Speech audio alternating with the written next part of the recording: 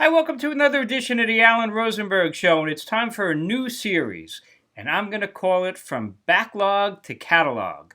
So what does that mean?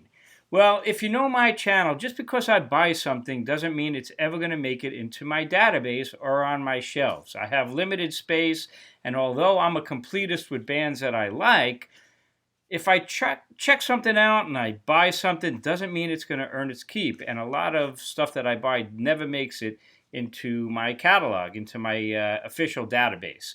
And in fact, I still have a backlog downstairs that I keep saying. I have about between 250 and 300 albums that I have not even gotten to yet. Will it ever make it into my catalog? Will it ever make it onto my shelves in my database? We'll have to see. This month of January, I decided not to buy so much new stuff and really dig into my backlog. And that's the idea. I am going to show you the albums in the month of January that I previously were in my backlog that are now graduating to the shelves and to my database. They have made it. And I'm going to do this series once a month towards the end of the month so you could see just because I bought something like in a haul video recently or a long time ago doesn't necessarily mean it ever makes it. Here's the stuff that actually made it in January of 2024. And again, a lot of these are stuff that I bought a while ago. Some of them I bought very recently. Let's start with the CDs, and we'll do it in alphabetical order. I'm a fan of Camel. I'm getting more and more into them. I pretty much have live stuff and compilations, but I got a good deal on Mirage, a digitally remastered version with bonus tracks. I really enjoyed that. And then a viewer said, well, you got to get this album Breathless by them. Coincidentally, I went shopping that weekend and I found a used copy, and I bought it thanks to that viewer. This was a more poppy kind of an album, definitely more commercial, but still very good. So that was Camel. This might be interesting. When I was a kid, one of the first records I ever had on vinyl was the soundtrack to Chitty Chitty Bang Bang. And I just had special feelings. In fact, I have the car, the metal car still. Anyway, I found this for like $1 at a thrift store, and it was digitally remastered with a bunch of bonus tracks. I haven't heard this album 40 years, and man, it came right back to me. So if you ever saw Chitty Chitty Bang Bang when you were a kid, it would come right back to you as well. This was a nice surprise. I'm getting more and more into Bruce Cockburn, and this is Dancing in the Dragon's Jaws. I guess probably his most popular record because it had the hit Wondering Where the Lions Are. This was really good. I was pleasantly surprised how good it was.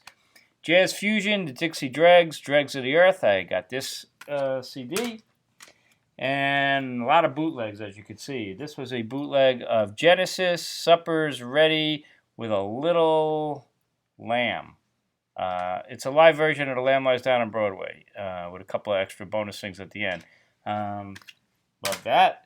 And I bought this because it was so cheap, and actually it was pretty good. Colin Hay, Man at Work, and a lot of it is re-recordings of some of the famous stuff from Men at Work and some other stuff as well. Certainly not essential, but it wasn't bad. I picked up this Jimi Hendrix album I never got, which was South Satin Delta. That made it in. This was a bootleg of Loggins and Messina called Start to Finish, and this was their final show at the Nassau Coliseum, plus some other stuff as well. It's a bootleg, of course. This was also a bootleg of Paul McCartney called Flaming Pies and Leftovers.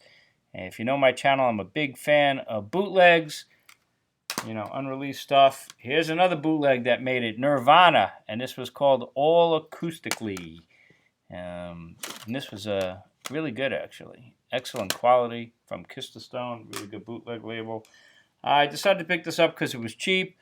Prince and the New Power Generation, one of them considered one of his best albums, Diamond and Pearls, and I enjoyed it. It was pretty good. I was playing it in the car, and my wife did not enjoy it. She was like, oh my God, is this ever going to end? So I thought it was pretty good. You may have seen my video on this, the Rolling Stones Hackney Diamonds. This is the 2 CD edition that just came out this month, and that's the live edition, and I did a full review of that, its own video. Simple Minds, an album called Acoustic. I thought this was going to be like an acoustic live album, but it wasn't. But it's pretty good. I decided to try this out because I heard good things about this guy, Chris Stapleton, and an album called Traveler. Maybe this was his first album, and I thought it was okay. And I got 2 Peter Tosh albums on CD, Mystic Man. And these are really good, very cool versions of them on Trojan. And I also picked up Bush Doctor. This was a famous one that I have on vinyl on Rolling Stone's record, but this was also on Trojan, and a really good album. And then you may have seen my recent video review of Chaos on Color from Uriah Heep. An awesome Uriah Heep album if you like Uriah Heep. So those are the CDs that made it officially into the database in January.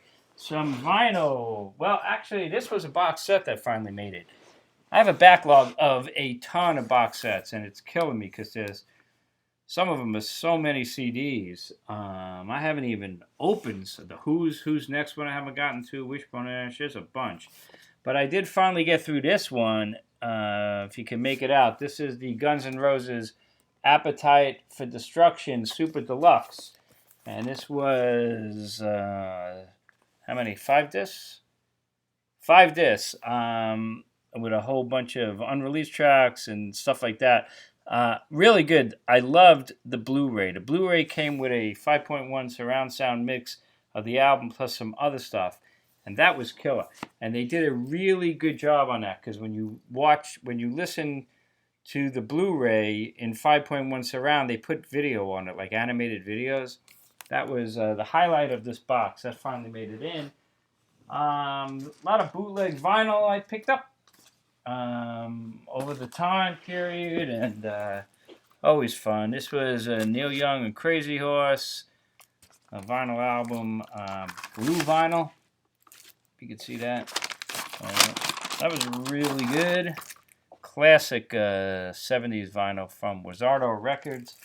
I picked that one up, and this one I used to have, and this was still phenomenal. Bruce Springsteen, E Street Band, Winterland, 1978, Live in the Promised Land, 3-record set. And if you love Springsteen, you got to get live 78 stuff, because to me that's my favorite live bootleg stuff from him. Great Patti Smith bootleg called You Light Up My Life. And again, these are all classic bootleg vinyl albums from the late 70s. And that's from Santa Monica. That was great. And Grant Parker Naruma, Local Girls, that made it. And that's what it looked like. So if you like, this was from the Roxy in Los Angeles in 79. Great sound quality all the way around. You may have saw a video. You may have saw a video that I did where my son found a whole bunch of 180 gram vinyl that was thrown out in the apartment that he lives in. And I brought it home and I did a haul video. It was an incredible haul. You'll either be unhappy or happy to learn that a lot of that vinyl was trashed. I'm still going through them, but a lot of them are so scratched and poppy that I tossed them. And some of them were not. Some were really in horrible shape. This was one that survived. I kept this one, the Past Masters, Volume 1 and 2 on 180 gram vinyl. I already have this, the Stones, Hot Rocks. Thankfully, that was still playable. Did have a lot of pop, so but it's okay. Of course, I've had this since 1973, but it's nice to have. It's on like the 180 vinyl that's clear. So that one was salvageable, so that was good. This McCartney, All the Best, that was salvageable. This was pretty good because it's got a different song list than the CD version I had, so that was good. This Paul Simon, Graceland, that was a keeper. That sounded really good. That's obviously an amazing album. I've had it since it came out. And I kept the John Lennon and Yoko Ono Double Fantasy. Of course, I've had this album multiple times. And this was also the 180 gram vinyl.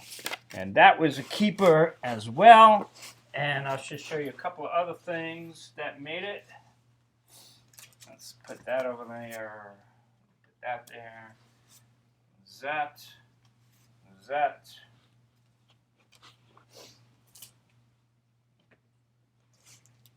And I'll show you 3 more vinyls that made it. This was a great find. I actually got this at a record show for pretty cheap. A Marshall Tucker Band, New Year's in New Orleans, Roll Up 78, Light Up 79.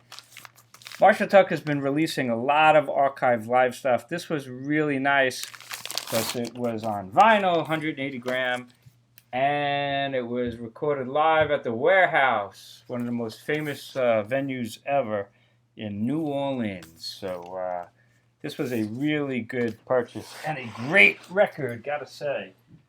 There is one smoking band, if you don't know Marshall Tucker. And then I picked up Olivia Newton-John Physical. This was a Japanese vinyl. I had made a deal. This was in a recent video. But I only picked this up because I made a deal because this is what I really wanted. And this is phenomenal. This is a Japanese-only album. And Olivia doesn't really release live albums. I wish they would release them. But this is a live album from Japan in 1976. And it's killer.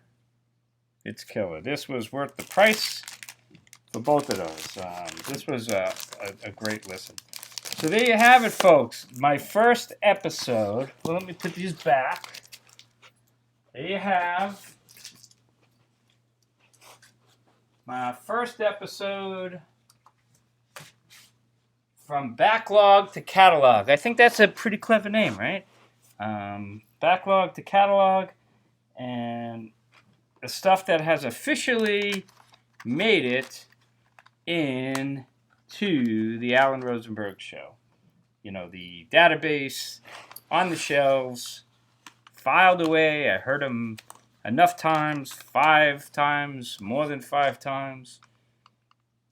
Anyway, I hope you enjoyed this video. I hope you enjoyed the concept. My game plan is that once a month, at the end of the month, I will show you everything in that was put into the database and on the shelves in that month. So that's about it. As always, I really appreciate you watching my channel. I appreciate your loyalty. I love your comments.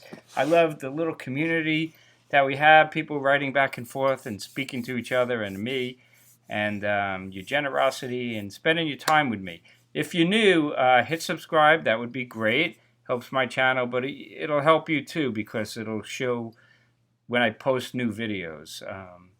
That's a good thing too. As always, stay safe, stay healthy. I will see you next time on the Alan Rosenberg Show. Have a great night.